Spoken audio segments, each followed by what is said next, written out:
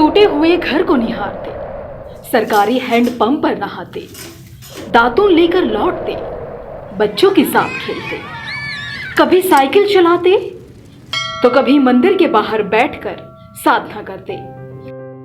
ये श्वेत वस्त्रधारी शख्स हैं वर्तमान सांसद और पूर्व राज्य मंत्री प्रताप चंद्र सारंगी। सियासत के सबसे निस्वार्थ और निर्धन साधक के रूप में जाने जाते हैं प्रताप चंद्र सारंगी। ट्विटर, फेसबुक, इंस्टाग्राम किसी भी प्लेटफॉर्म के पन्ने को पलटिए, राजनीति में सादगी का प्रतिबिंब है प्रताप चंद्र सारंगी। धनविहीन राजनीति के ब्रांड एम्बेसडर माने जाते हैं प्रताप चंद्र सारंगी। दौलत की दीवार को गरीबी और ईमानदारी की चोट से ढहाने वाला पुरोधा बताए जाते हैं प्रताप चंद्र सारंगी, जो साल 2019 से 2021 तक पीएम मोदी की कैबिनेट में सूक्ष्म लघु और मध्यम उद्यम मंत्रालय, पशुपालन, डेयरी और मत्स्य पालन राज्य मंत्री रह चुके हैं।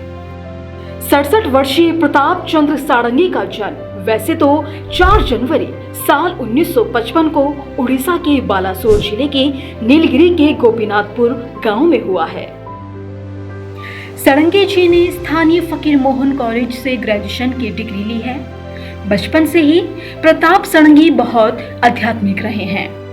वे समाज सेवक के रूप में कार्य करते हैं। बालासोर और मयूरभंज के आदिवासी इलाकों में इन्होंने कई स्कूल भी बनवाए हैं। उड़ीसा और संस्कृत समाचार पत्रों और पत्रिकाओं में प्रताप चंद्र सारंगी का विशेष योगदान रहा है। दर्शन शास्त्र, विश्व मामले, विज्ञान और प्रौद्योगिकी हमारी गौरवशाली सांस्कृतिक विरासत से संबंधित पुस्तकों और लेखों को पढ़ने में उनकी विशेष रुचि रही है। सारंगी आज भी एक कुटिया में रहते हैं और आने जाने के लिए साइकिल का इस्तेमाल करते हैं, और कहा तो यह भी जाता है कि वे कभी कभी पार्लियामेंट में जाने के लिए भी साइकिल का इस्तेमाल किया करते थे। तो वहीं सारंगी पेंशन की राशि गरीब बच्चों के लिए दान में दे दिया करते हैं। 67 साल के हो चुके प्रताप सारंगी ने कभी साधु बनने की कोशिश की थी। वह एकांत जीवन बिताना चाहते थे, लेकिन उनका समाज के प्रति समर्पण और जनसेवा का भाव उन्हें मोदी मंत्रिमंडल में ले आया। प्रताप चंद्र सारंगी लंबे समय तक आरएसएस से भी जुड़े रहे हैं। साल 2019 के लोकसभा चुनाव में उन्होंने उड़ीसा के बालासोर संसदीय सीट से बीजेडी यानी कि बीजू जनता दल के प्रत्याशी रविंद्र कुमार जैना को 12,956 मतों से हराया है। अब सिर्फ ओडिशा ही नहीं बल्कि पूरा देश उनकी सादगी का दीवाना बन चुका है। और सांसद बनने से पहले प्रताप चंद्र सारंगी ओडिशा की नीलगिरी विधानसभा सीट से साल 2014 और साल 2009 में विधायक भी रह चुके हैं। प्रताप चंद्र सारंगी लगातार समाज सेवा में लगे रहते हैं। वे 2 बार ओडिशा विधानसभा के लिए चुने जा चुके हैं। तो वहीं ओडिशा में उन्हें प्यार से नाना के नाम से भी पुकारा जाता है। कृषि और शिक्षा पर ध्यान देना, टूरिज्म को बढ़ावा देना, बेरोजगारी की समस्या से निपटना सारंगी का प्राथमिक एजेंडा है।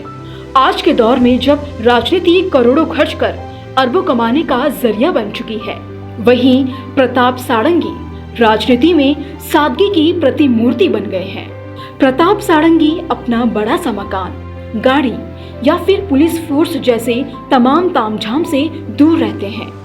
चेहरे पर सफेद दाढ़ी, कम बाल, साइकिल और बैग उनकी पहचान है।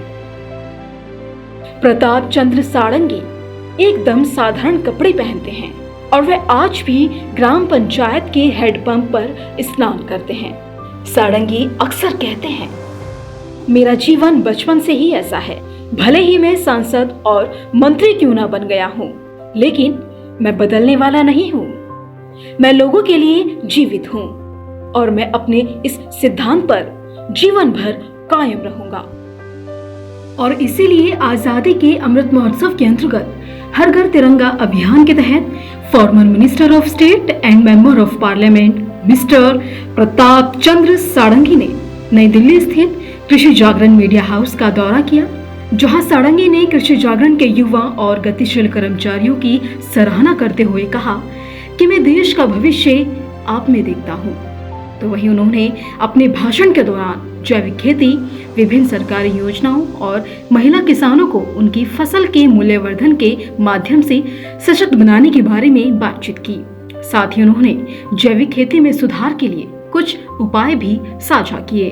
उन्होंने कहा कि रासायनिक खाद का जिस तरह से इस्तेमाल हम खेती में कर रहे हैं, यह न सिर्फ मिट्टी की उर्वरक क्षमता को कम करता है, बल्कि ये मानव शरीर को भी खोखला करता जा रहा है। जब हिंदुस्तान आजादी का अमृत महोत्सव पालन करने जा रहा है, हिंदुस्तान का सारा विश्व का अन्नदाता कौन है? किसान ही अन्नदाता है। किसान का सम्मान रक्षा करना हम सबका जिम्मेदारी है। ठीक है, जिस स्कूल में हमने पढ़े हैं, जिस कॉलेज में हमने पढ़े हैं, ये भवन जो हम कर बैठे हैं आज, इसको किसने बनाया?